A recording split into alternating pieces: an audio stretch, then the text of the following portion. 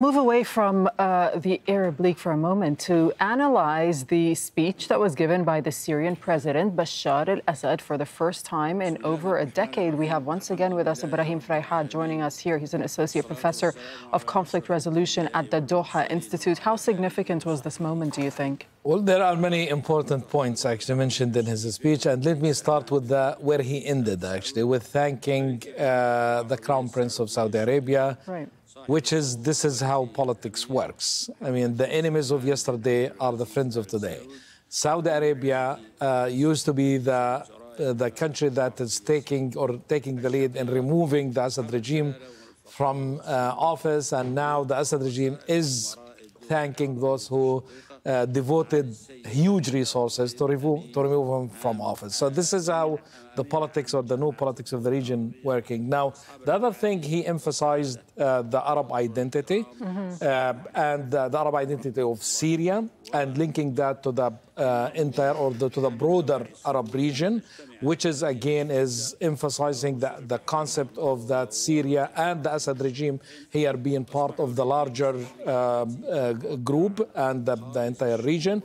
It's interesting that actually that he mentioned the expansionism of the Ottomans,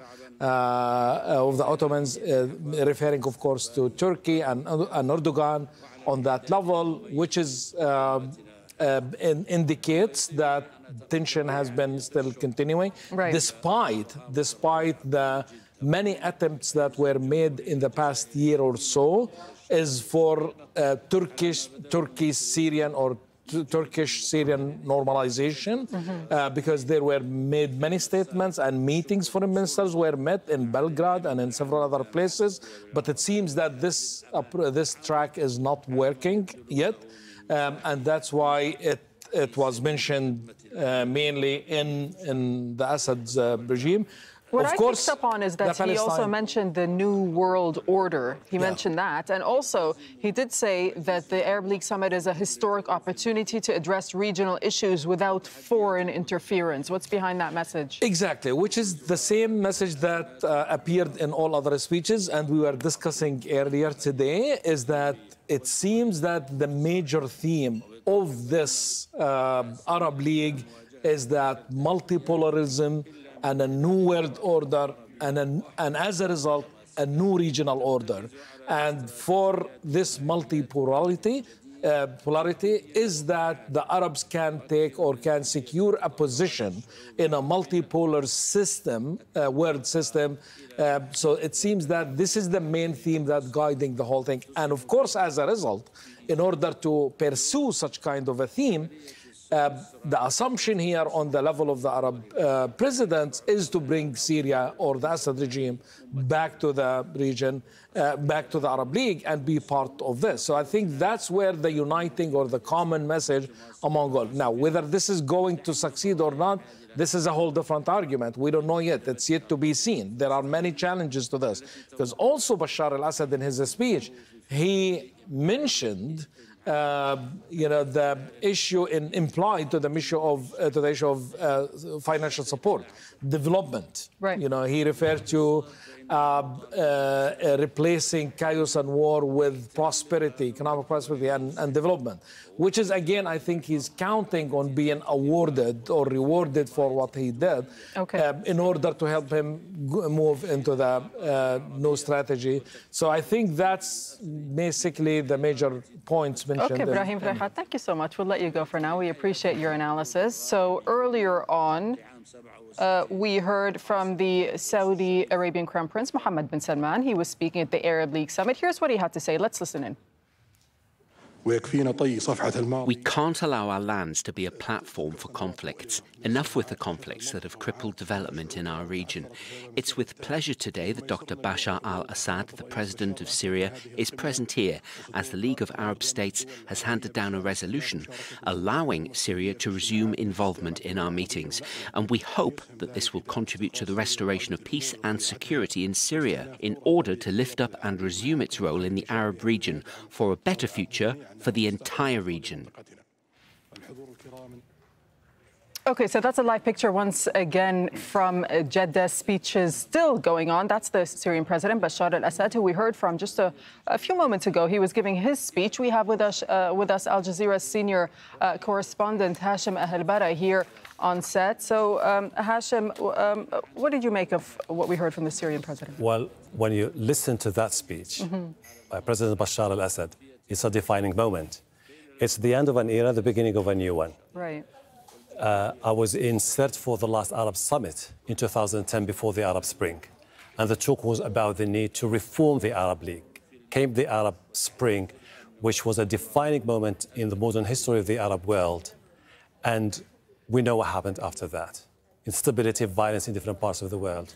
And Syria became a focal point of that moment in the Arab Spring. It has divided the Arab world, and many of the Arab nations sided with the opposition, providing significant military and political assistance to the Syrian opposition. Now it's the reverse, rehabilitating President Bashar al-Assad. And the speech he made, the need to bring about unity and put an end to interference, is quite a defining moment. And this would never have been possible without the political leverage of Saudi Arabia, particularly Crown Prince Mohammed bin Salman, because we have to remind our viewers that in November 2022, the Algerians, when they had the Arab summit, they were looking forward to invite Bashar al-Assad. And then the feeling that moment was, no, you know what? It's a very touchy issue. It's a very divisive issue. We cannot afford to lose most of the leaders of the Gulf region because of Bashar al-Assad. And then the feeling was, let's set this aside and then let's wait for another moment. But the Saudis managed to use the leverage to convince everyone, except for a few countries which decided not to attend, few leaders not to attend this summit, to invite Bashar al-Assad, which means farewell to the Arab Spring. The world has to understand, particularly the Arab world, they have to deal with the reality on the ground, which is basically talking to Bashar al-Assad about the future of Syria, convincing the opposition that it's over, but then they will have to grapple with more than 10 million Syrian refugees who have nowhere to go. They were hoping that tomorrow there will be a political settlement. There will be a Syria without Bashar al-Assad. But now, I think this is going to be one of those shattering moments for those millions of Syrians who now have to understand that it's the moment where they have to reconcile with that reality, which is Bashar al-Assad will stay in power, backed by the Arab League. But leading up to the summit, Hashem, there were still divisions amongst some countries who were still against bringing Bashar al-Assad back into the Arab League. But let's also talk about the optics of this, because not only is he there, he has a seat at the table, but before the speeches began, we actually saw a handshake between him as well as the Saudi Crown Prince. Of course, this after 12 years of suspension. Now, just on this, the Emiri Diwan, Qatar, made a statement that the Emir has left Jeddah and is back to Doha after attending the summit. Qatar was one of the countries which said there is no way we'll reconcile with Bashar al-Assad because of the huge problems which are still there. Morocco made the same thing, that no reconciliation with Bashar al-Assad. Kuwait. But apart from that, the prevailing sentiment is it's about time to invite Bashar al-Assad. And it's quite obvious that this, as I said earlier, it shows you the huge growing political leverage of Saudi Arabia. This would never have been possible without Saudi Arabia. So they are the ones who invited him, and they are the ones who...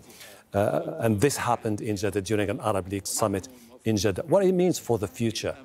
Of course, on a unilateral basis, the Moroccans, along with the Qataris and the Kuwaitis, will say, no way. We have to, first of all, deal with some of the problems which we believe are still there before we reconcile with Bashar al-Assad, and particularly Qatar, which has been very vocal about there is no way we will reconcile with Bashar al-Assad. Because we have to remind our viewers that until about a few years ago, most of these Gulf countries were saying that Bashar al-Assad is a criminal, describing him as a criminal. They were saying that Bashar al-Assad has destroyed his country and that Bashar al-Assad has to go.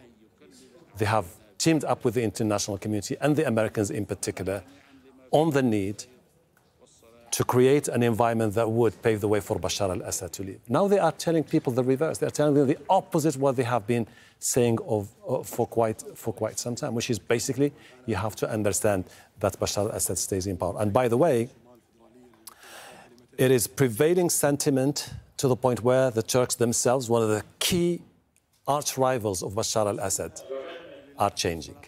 And we do understand that it's just going to be a matter of time before President Recep Tayyip Erdogan, if he wins the election, he will have to meet with Bashar al-Assad, because there were talks and there were meetings between senior Turkish and Syrian officials about reconciliation. Okay, Hashem, we'll let you go for now. Thank you so much for that. We also, earlier on, heard from the Ukrainian president, Volodymyr Zelensky. He had addressed the Arab League summit in his first visit to the Middle East since Russia began its invasion. And he called for support to help protect the